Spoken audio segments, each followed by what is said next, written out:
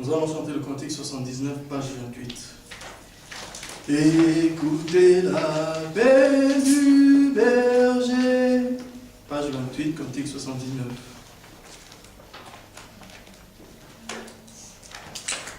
Page 28, cantique 79.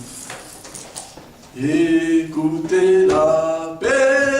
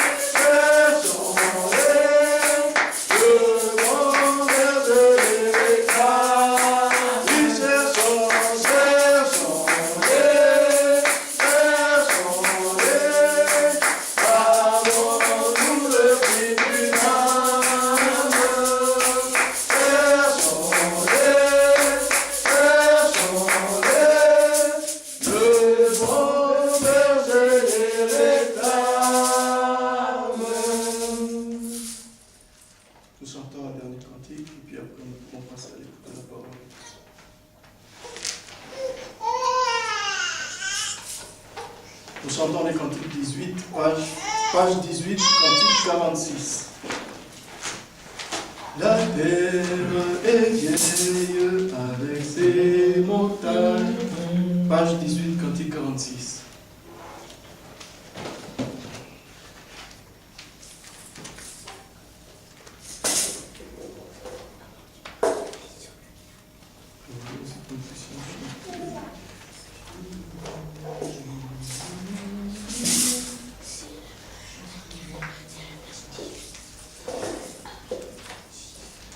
Nous chantons le cantique 46, page 18.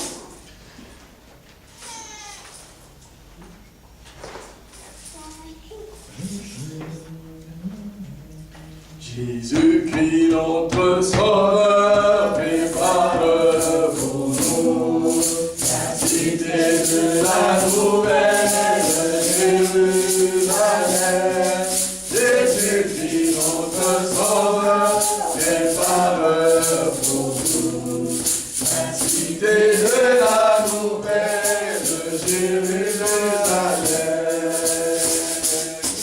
La terre est vieille avec ses montagnes.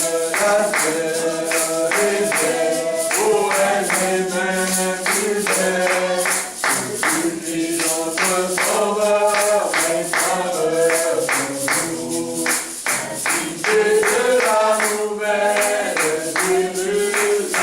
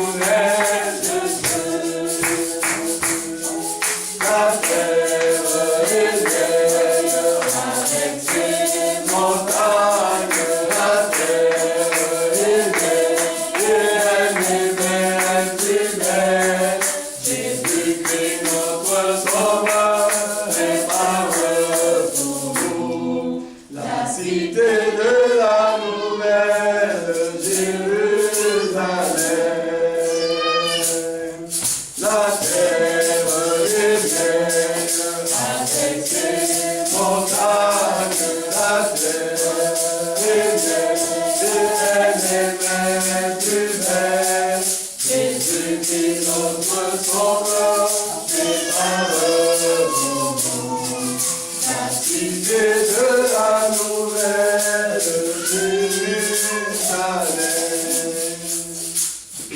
Nous chantons un dernier cantique. Kevin. Nous chantons le cantique 118, page 42. Dans ce monde pervers et agité. Page 42, cantique 118.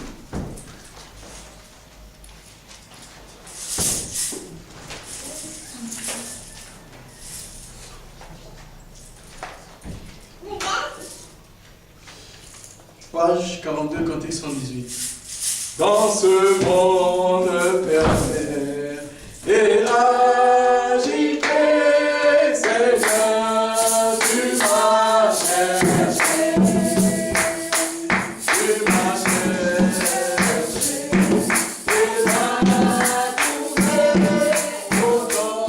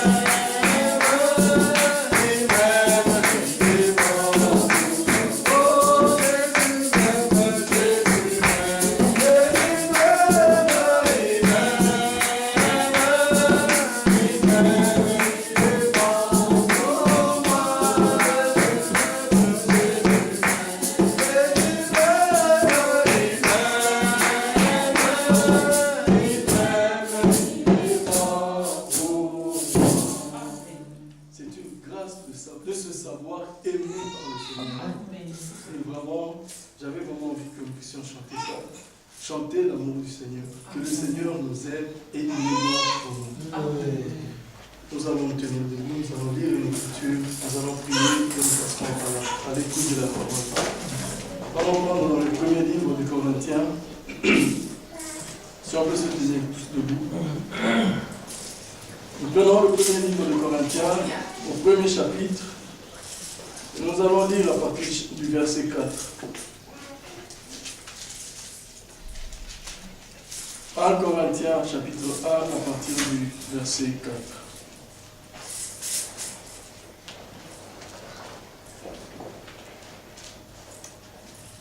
Je rends toujours grâce à mon Dieu pour vous à cause de la grâce de Dieu qui vous a été donnée dans le Christ Jésus, de ce qu'en toutes choses vous avez été enrichis en lui, en toute parole et toute connaissance, selon que le témoignage du Christ a été confirmé au milieu de vous, de sorte que vous ne manquez d'aucun don de grâce, pendant que vous attendez la révélation de notre Seigneur Jésus-Christ, qui aussi vous affermira jusqu'à la fin pour être irréprochable dans la journée de notre Seigneur Jésus-Christ.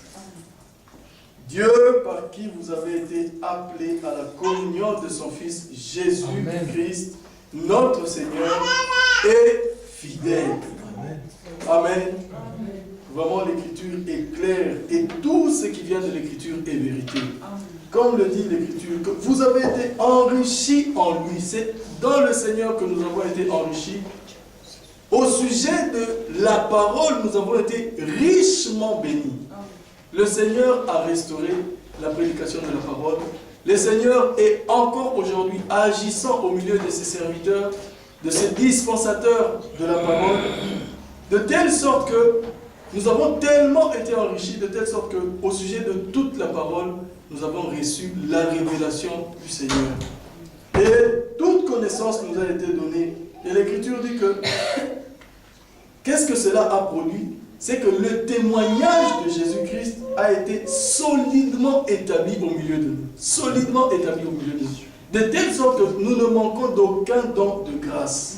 Aucun don de grâce. Et toutes ces choses, le Seigneur ayant rétabli tout le ministère, de telle sorte que nous puissions avoir toute la révélation de la parole, toute la connaissance au sujet de la volonté du Seigneur, et que nous ne manquons d'aucun don de grâce, puisque le témoignage de Christ a été solidement établi au milieu de nous.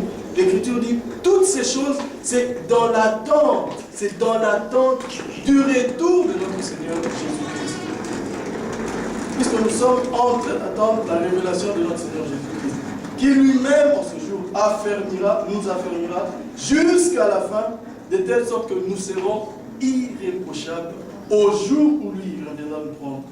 Et l'Écriture dit que c'est lui qui fait toutes ces choses, il est fidèle.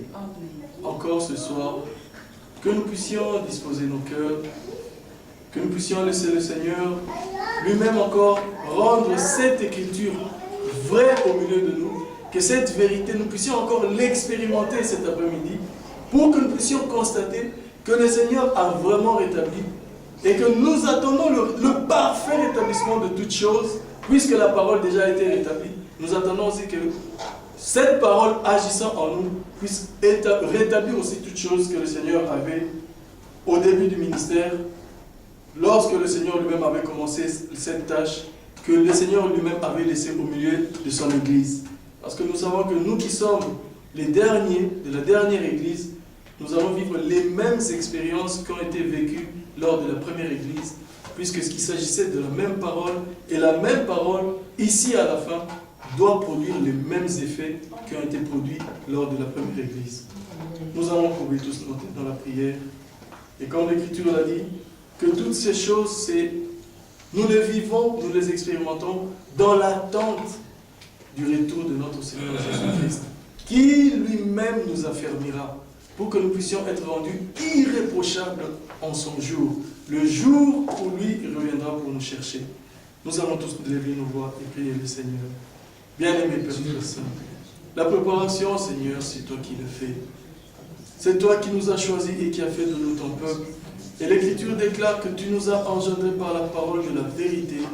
Et nous savons, Seigneur, que nous qui avons été engendrés par cette sémence incorruptible, Seigneur, cette sémence, Seigneur, sera semblable à la sémence qui a été ensemencée. Seigneur, lors du début du jour, oui, tu as ensemencé.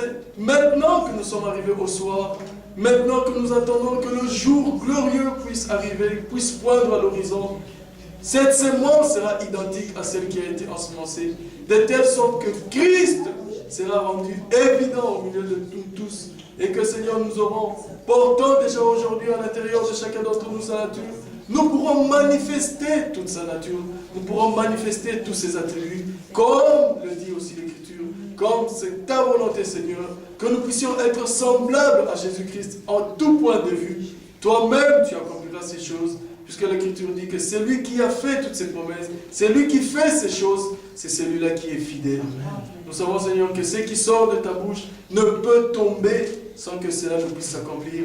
Que toute parole qui sort de ta bouche ne peut rentrer à toi si cela n'a pas encore accompli ce pourquoi elle a été envoyée.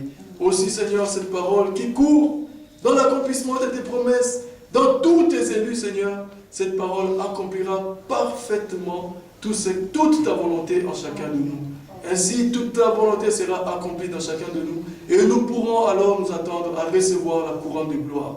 Sois loué, sois glorifié encore ce soir, cet après-midi. Qu'il te plaise que tu puisses encore nous parler, Seigneur. Dispose nos cœurs, ouvre notre entendement spirituel. Comme le dit l'Écriture, que le témoignage de Christ a été solidement établi au milieu de nous par le moyen de la prédication de la parole. Aujourd'hui encore, accorde-nous cette grâce qu'au travers de la prédication, que le témoignage de Jésus-Christ soit encore évident au milieu de nous. Sois loué et sois glorifié encore. Au nom de Jésus-Christ, nous te l'avons ainsi demandé. Amen. Amen.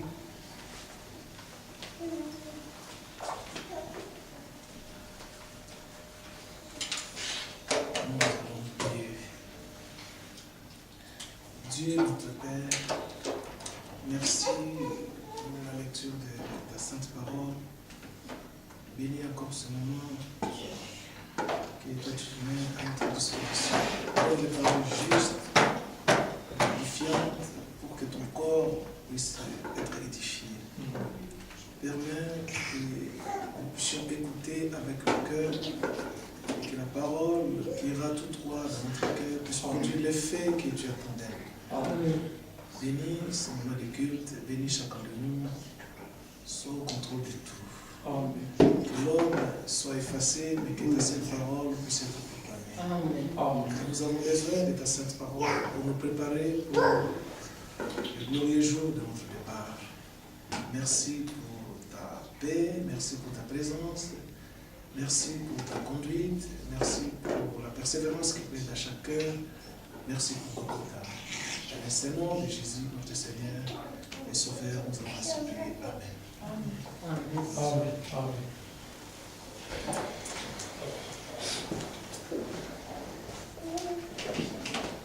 Que le Seigneur nous bénisse tous. Amen. Vous avez les salutations de tous les saints d'Orléans, Frère Henri, Frère Fidèle, Sœur Marchot, Sœur Brigitte. Tout l'ensemble, en fait, on va saluer dans les salons du Seigneur Jésus-Christ. Et je vous informe que Frère nous dit qu'il part pour Abidjan, parce qu'il y a réunion avec Frère Franck à Abidjan au mois de septembre-là. Et après Abidjan, il fera le Tchad. Et il restera au Tchad au moins un mois. Parce que dans cette contrée, il faudra aussi que la parole de Dieu puisse être proclamée. Alors il a demandé que nous puissions penser à lui dans nos prières.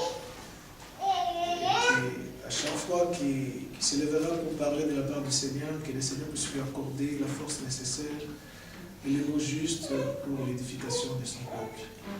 Donc dans nos prières, dans nos cultes personnels, nous devions penser à ça.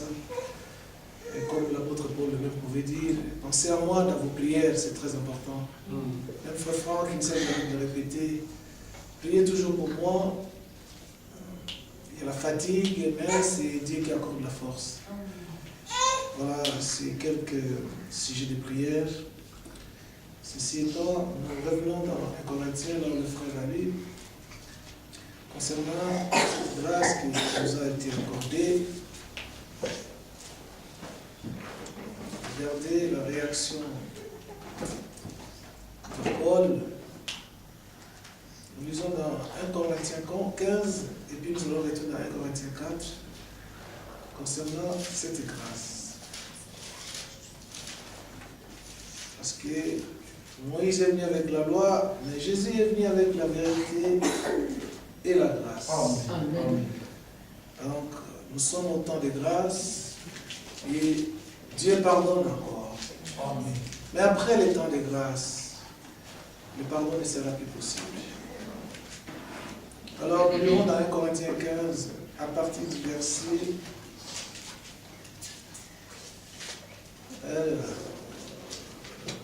à partir du verset 3. Ça, c'est l'apôtre des païens qui s'adresse à nous. Je vous ai enseigné 1 Corinthiens 15, verset 3. Je vous ai enseigné avant tout, comme je l'avais aussi reçu. Amen. Alléluia. Amen. Mais il a reçu, qu'est-ce qu'il a reçu lui? Il a reçu du Seigneur ce qu'il nous a enseigné. Et lui-même, il dira plus tard, il dira dans Romains, l'évangile que je vous prêche n'est pas de l'homme. Alléluia. Amen. Donc il a reçu du Seigneur lui-même. Et il continue. Ce que je vous ai enseigné avant tout, comme moi aussi, je l'avais aussi reçu. Amen. Mais qu'est-ce qu'il a reçu? Il a reçu que Christ est mort pour nos péchés. Amen. Alléluia. Amen. Donc la mort constatée à la croix du Seigneur Jésus-Christ, c'était pour nos péchés, donc y compris lui-même. Et il va plus loin, il dit, c'est selon les Écritures. Amen. Alléluia. Il est mort, comme vous avez vu, mais c'est selon qui était écrit, parce qu'il devait mourir. Quand il avait dit à Pierre, mon temps est arrivé, je vais mourir, Pierre dit non. C'est-à-dire que Pierre voulait s'interposer devant cette écriture. Qui es-tu pour anéantir une écriture écrite déjà avant même que toi tu existes? Voilà pourquoi Pierre, cet excès de zèle. Parce que le Seigneur avait toujours besoin, il avait toujours tout le temps posé des questions. Il peut voir ses disciples et dire, mais qui dites-vous que je suis moi, le Fils de l'homme? D'autres disent, tu es prophète, tu es ceci, tu es ceci. Pierre avait tellement bien répondu. Il dit, ah Pierre, cette réponse, ce n'est pas la chair qui t'a accordé. C'est mon Père qui est dans les cieux qui t'a accordé cette révélation. Alors tu es heureux comme tu connais cela. Le fait de connaître qui est Jésus-Christ, le fait de connaître lui qui il est. Mais on a dit à Pierre, il est heureux. Nous aussi, nous sommes heureux. Parce que nous savons ce qu'il est. Alors Pierre, on avance. Comme il était vraiment proche au Seigneur, quand le Seigneur dit non, il faut que je m'en aille, mon temps est arrivé. Il dit non, tu ne vas pas mourir. Et plus loin encore, il dit à Pierre, bientôt tu vas mourir. Il dit non, Seigneur, tout le monde peut partir, mais sauf moi. Tu vois, comme il répondait très bien, il était très proche au Seigneur, il a pu cette zèle, il voulait même barrer la route à cette écriture de la mort du Seigneur. Or, c'était déjà écrit. Voilà pourquoi nous devons vous garantir que ce qui est écrit est déjà écrit. Amen. Alléluia. Par rapport à ça, je verrai, je lirai vite fait, et puis on va retourner là. Ah, c'est que Pilate avait connu quelque chose comme ça. Pilate avait connu quelque chose, je pense dans Jean 19, ou... Attends, il faut que je trouve ça. Voilà. Dans Jean 19, vous allez voir les histoires. C'est qu'on dit, ce qui est écrit est déjà écrit. C'est-à-dire que tu ne viendras pas ici pour me perturber. C'est déjà écrit, c'est pas ma faute. J'ai trouvé déjà écrit. Écoutez bien. Verset 20 de Jean 19. Commençons au verset 19. Ou prenons verset 17. Jésus porta sa croix, arriva au lieu du crâne. C'est le lieu du crâne qui se nomme en hébreu Golgotha. C'est la forme du crâne. Ceux qui vont en Israël, ils voient ça. Verset 18. C'est là qu'il fut crucifié, donc le Seigneur. Et des autres avec lui, un de chaque côté, c'est-à-dire les deux brigands. Et la Bible dit, Jésus au milieu. Pilate, maintenant, fit une inscription qu'il plaça sur la croix et qui était ainsi conçue. Jésus de Nazareth, roi des Juifs. C'est ça qu'on avait écrit. Jésus de Nazareth, roi des Juifs. Alléluia. Ça, c'est ce qui est écrit. Mais maintenant, écoutez la suite. Verset 20. Beaucoup de Juifs furent cette inscription. Lire. Ils lisaient cette inscription parce que les lieux où Jésus fut crucifié étaient près de la ville. Écoutez. Elle était en hébreu, c'est qu'on avait écrit roi des Juifs, en hébreu, en grec et en latin. Alléluia. Amen. Donc on pouvait écrire Jésus, roi des Juifs, en latin, en grec et en hébreu. En hébreu, quand il vient, il regarde. C'est lui le roi des Juifs, mais en hébreu. En latin aussi, il vient, Jésus, roi des Juifs, en latin. En grec, tout le monde lisait. Regardez la suite. Les principaux sacrificateurs des Juifs, ils sont terribles, ces gens. Il dit à Pilate, n'écris pas comme ça. Oh, c'est terrible. N'écris pas, roi des Juifs, Jésus de Nazareth, mais écris que lui, il a dit que je suis le roi des Juifs. Pilate répondit, ce que j'ai écrit, je l'ai écrit. C'est déjà... Pilate ne pouvait que s'inspirer de ce qui existait déjà. Tout ce que quelqu'un dans la Bible pouvait faire, c'est pousser. Tout c'est pousser. La parole pousse les gens. C'est ça. Les gens ne comprennent pas. C'est la parole. Tu vois, vous étiez bien. Par la parole te pousse. Et les gens s'embrouillent. Si tu as l'œil spirituel et l'oreille, tu comprendras. Il faut que j'applique et pardonnez-vous réciproquement. Je ne vais pas m'embrouiller avec les frères. Si tu n'es pas prudent, allez, tu as emballé. C'est ça, c'est ce qui se passe. Regardez Pilate. Pilate était poussé à écrire Jésus de Nazareth, roi des Juifs. Parce qu'il était roi des Juifs. Il dit non, les principaux. Et il dit non, vous savez, c'est lui qui disait. Pilate dit moi, j'ai déjà écrit. Faites tout ce que vous voulez. Donc ça veut dire, j'ai déjà écrit. Si vous voulez me tuer, tuez-moi. J'ai déjà écrit. En lingala, c'est Nasi n'a commis. Donc on a commis, n'a commis. Ce que j'ai écrit, je l'ai déjà écrit.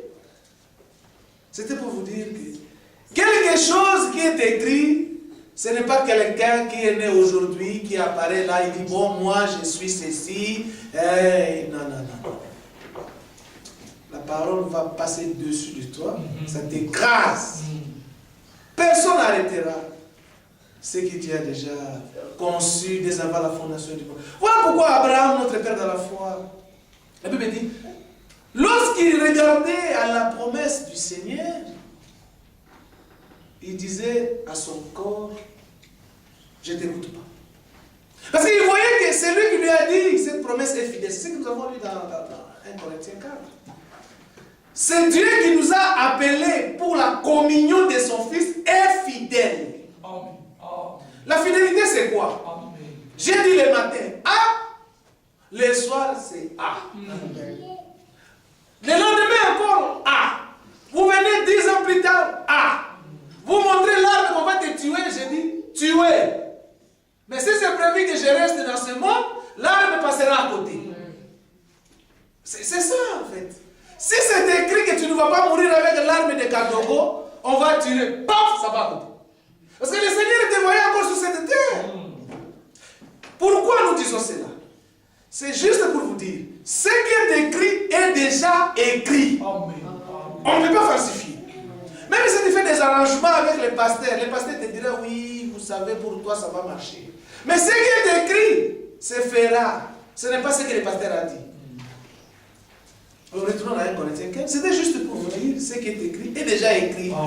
Pierre, même si lui, il était ami du Seigneur, il mangeait ensemble, il dit, non. Toi, tu ne changeras pas les Écritures, mon frère. Regardez, 1 Corinthiens 15. J'ai cherché quelque chose là-bas. On va comprendre, par la grâce de Dieu. Ce que je vous prêche, je l'ai reçu comme ça du Seigneur, qu'il est mort pour nos péchés, c'est selon ce qui est écrit. Il a été enseveli, c'est-à-dire enterré.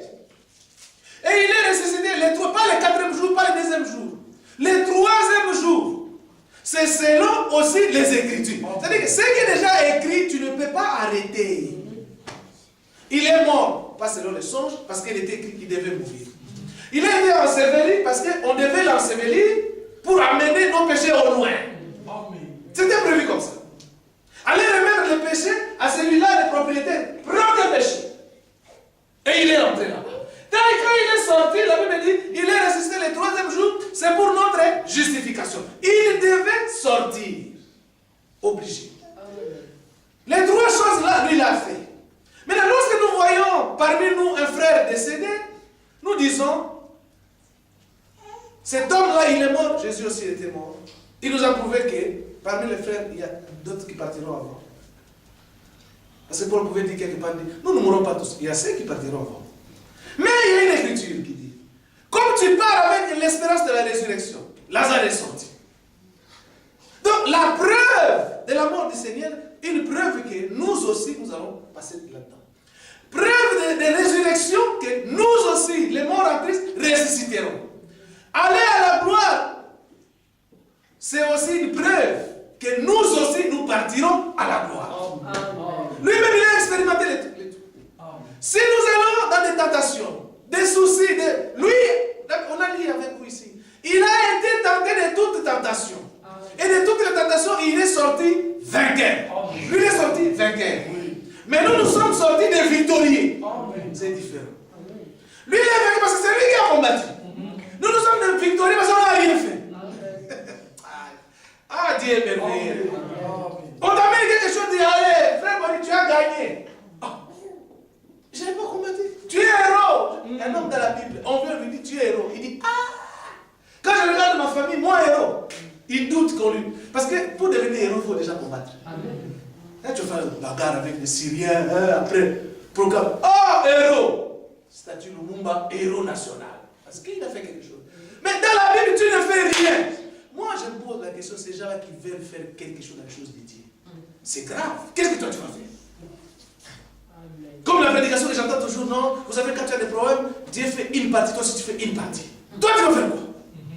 Toi, tu penses que parce que tu t'es agenouillé 30 jours sur 30, les genoux devenus même noirs ou rouges, Dieu dit, en tout cas, Tina, tu as beaucoup prié, bon, je change. Rêve. Rêve. Là, c'est pour rêver. Dieu n'est pas. Quelque part, c'est écrit. Tout don parfait vient de lui. Amen. Amen. Et lui, il n'est pas là. Bon, comme ça, j'ai changé. Non. C'est comme ça. Il dit avance. Il dit à Moïse, avance. Ces combats que tu vois là, c'est pas pour toi. Parce que Moïse, il pensait que c'est lui qui va combattre. Les autres disent, c'est pas pour toi, toi avance. Dis au peuple, avancez. Lui, il commence à dire, mais le peuple écrit. Il dit, non, toi avance, ces combats, c'est pas pour toi. C'est moi qui vais combattre pour vous, parce que c'est moi qui t'ai donné le mandat. Mais Moïse lui pensait que c'est lui qui va combattre. Est-ce que Moïse devait lui combattre avec quelqu'un? Déjà, il est parti à 40 ans. À 40 ans, il n'avait pas gagné la guerre. À 40 ans, il était jeune là, 40 ans. Tu vois, quand quelqu'un est jeune à 40 ans, il est trop fort. Mais il a gagné quand il a eu 80 ans. Il y a que Dieu pour faire des choses comme ça. Il y a que Dieu. Quel est ce général d'armée ici, à l'âge de ma mère, 80 ans, quand et tout ça, il va à Afghanistan pour commencer à combattre? Non, il y a que Dieu pour faire des choses comme ça. Il y a que le Seigneur. Donc, le Seigneur, il est le vainqueur de Golgotha, mais nous sommes des victorieux. Pourquoi des victoires? Parce que je vous ai dit, on n'a rien fait. Il dit, ma victoire, c'est votre victoire. C'est Dieu là, on peut gagner. Il fait tout pour nous. Moi, je donne toujours l'exemple. Quand j'ai vu Kabila arriver à Kisangani, on l'a appelé. Moussa, nous avons conquis Kisangani. Arrivé au stade de Lumumba, discours. Mais notre Seigneur, lui, on ne l'appelle pas. Lui, il est au front. Lui, il est au front. Il dit, je vais attaquer. Il attaque lui-même avec des missiles B-52. Il prend l'acte. Vous savez, l'acte, quand lui, il a pris. Il dit, donne-moi d'abord l'acte. Parce que dans l'acte qui nous condamnait, il y avait des ordonnances, des articles. Article premier. Toi, tu as fait ça, tu as fait ça, tu as fait ça. Donne-moi d'abord cet acte. Parce que dans l'acte, il y avait des ordonnances. Il récupère d'abord l'acte. Il cloue ça à la croix. On l'a cloué à la croix avec quel signe? V. On voit l'idée parce qu'il fait ça comme ça. Mais c'est dans la Bible. Il a été cloué comme ça pour vous dire la victoire. Et pas seulement ça. Il dit, on doit les clouer pour que le sang coule. Il y a aussi une signification. Sans infusion de sang, il n'y a pas de pardon de péché. Il faut que le sang coule pour que nous puissions constater que qui est allé lui demander, Seigneur, pardonne-moi. Non, lui-même il vient, je monte. Il dit, bon, pour Boni, moi je monte. Parce qu'il savait que moi je vais croire. Voilà pourquoi il monte déjà. Donc c'est là qu'ils ne croient pas leur pardon. L'œuvre de Golgotha ne se concerne pas. Tu vois, quelqu'un ne pas croire cet évangile, obligatoirement, quand Jésus est monté à la croix, ça ne le concerne pas. Une preuve, la preuve, il ne croit pas. Ce n'est pas sa faute. Il faut que le Seigneur intervienne, même pour croire. Si lui n'intervient pas, il te donne cette capacité, tu ne peux pas croire, tu passeras à côté. C'est la prédication que nous avons écoutée, il faut que le voile soit ôté. Quand le Seigneur te bloque les yeux, il bloque tout. Quand je vois Israël aujourd'hui, quand ils font la lecture de Moïse, c'est terrible. Ils voient que nous sommes Moïse. La Bible dit, jusqu'à ces jours, jusqu'à ces jours. Pourquoi jusqu'à ces jours? Parce que jusqu'à ces jours, le Seigneur travaille avec nous. Le Seigneur ne travaille pas d'un côté. Oh, du coup, il est au Congo et du coup, il va en Israël. Non, non, non, non, non. Là, il est seulement chez les nations. Pour l'instant, il travaille qu'avec le peuple païen. Voilà pourquoi la Bible dit dans les Corinthiens 3, jusqu'à ces jours, Israël est encore voilé. Tu vas dire, non, c'est Jésus-Christ. Il dit, jamais. Nous, c'est Père Abraham. Nous, c'est Moïse. Moïse, il nous a dit. Et c'est toujours le prophète. Oh, je suis évangéliste. On ne t'écoutera pas. Israël, là, oh, je suis évangéliste. Et moi, c'est continuons à faire.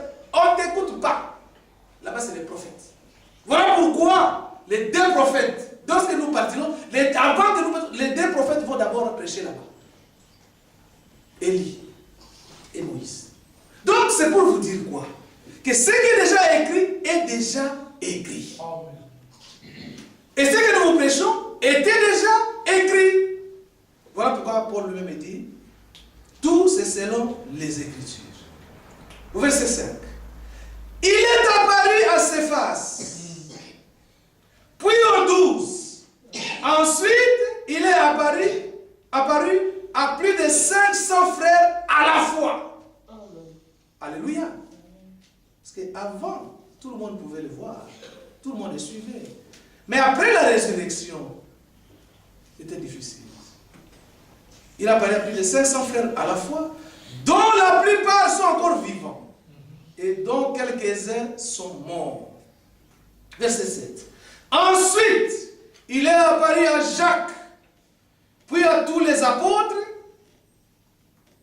après et tous. Il m'est apparu à moi comme l'avorton, car, c'est-à-dire, je suis le moindre des apôtres. Les riens des apôtres, les moindres alors. Pourquoi lui-même il dit? Parce qu'avec ce que j'ai fait, je ne suis pas digne d'être appelé apôtre. Alléluia. Voilà pourquoi il dit, je ne suis pas digne. Mais le Seigneur prend quelqu'un qui est indigne. Il lui donne la dignité. Alléluia. Oui, nous tous, on était des indignes. Mais comme nous avons crié à cette parole, nous sommes dignes. Donc je ne suis pas digne d'être appelé apôtre. Parce que, pourquoi il dit lui-même, j'ai persécuté l'église de Dieu. Par la grâce de Dieu, écoutez maintenant. Par la grâce de Dieu, je suis ce que je suis. Et sa grâce qui m'a accordé, moi Paul, sa grâce envers moi n'a pas été vaine. C'est-à-dire que la grâce a travaillé. Quand on dit vaine, n'a pas été vaine, c'est-à-dire que la grâce a fait son travail. Écoutez bien. Il dit, loin de là, j'ai travaillé plus que tous les apôtres. Et la suite il dit, non pas moi, non pas moi, bien que j'ai travaillé plus que tous les apôtres, mais non pas moi. Mais c'est quoi qui a travaillé? Lui-même il dit, mais c'est la grâce de Dieu qui est avec moi. Alléluia. Donc voilà pourquoi il dit, la grâce de Dieu, lorsqu'on m'a accordé, j'ai accepté. Lorsque j'ai accepté la grâce de Dieu, la grâce de Dieu maintenant a travaillé en moi. C'est ce qu'il dit. Cette grâce n'a pas été vaine. Déjà, il faut prendre. Comme nous avons dit dans 1 Corinthiens 4. Il nous a accordé cette grâce. Mais il faut recevoir cette grâce. Si tu reçois, on te donne. Supposons que la grâce de Dieu, bon, je ne peux même pas comparer ça. C'est comme si on te donnait, bon, tu n'as pas l'argent, bon, prends 100 000 euros. On te donne. Depuis qu'on a fait, on t'a tendu la main. Hein? On ouvre. C'est chèque de 100 000. Prends. Oh. Prends. Dès que tu n'as pas pris, c'est que le chèque là, c'est 20. C'est-à-dire que ça ne va pas travailler parce que dès que tu prends les chèques de 100 000 et que tu mets dans les comptes, toi aussi, à ton tour, tu commences aussi à faire les chèques. Donc les chèques là de 100 000, ça doit être subdivisé en beaucoup de chèques de 10, de 20, HM, par là. Donc, maintenant ça, tu vois, ça travaille. Mais toi, on t'étend la main, prends 100 000 euros. 100 000, mais prends. Si tu ne prends pas, donc c'est 20. Mais dès que tu prends, ça commence à travailler. Toi, tu écris, ça travaille. Donc ici, c'est juste pour symboliser, pour voir que si tu prends la grâce de Dieu, tu prends. Tu prends ça. La Bible dit, loin de là, j'ai travaillé plus que tous les apôtres. Mais non pas moi qui ai travaillé. Toutefois, mais c'est la grâce de Dieu qui est avec moi. Donc, c'est-à-dire, la grâce de Dieu, s'il est en toi, obligatoirement, ça doit travailler. Mais pour qu'elle soit en toi, il faut déjà que tu puisses recevoir. S'il dit ceci, c'est qu'il y a d'autres qui refusent la grâce de Dieu. Il dit non, nous c'est Moïse, prêche-nous seulement la loi, ceci, cela. Mais avec la loi, on dit si tu fais ça, tu auras ça. Personne, y compris Moïse lui-même. Dieu l'a compris. Il a compris, il dit mais non, c'est Jean. Il faut que je leur accorde la grâce. Celui qui prendra la grâce, c'est-à-dire qu'il me laissera moi la possibilité de travailler. Amen. Mais celui qui ne prend pas la grâce de Dieu, il ne me laissera pas travailler. Il dit la grâce de Dieu pour moi n'a pas été vaine. Ainsi donc, que ce soit moi, que ce soit eux, voilà ce que nous prêchons. Et c'est ce que vous avez cru. Amen. Alléluia. Amen. Alors retournons dans 1 Corinthiens 4, là où le frère a lu. C'était pour vous montrer que cette grâce qui a été accordée à Paul, pour lui, cette grâce n'a pas été vaine. La grâce a travaillé.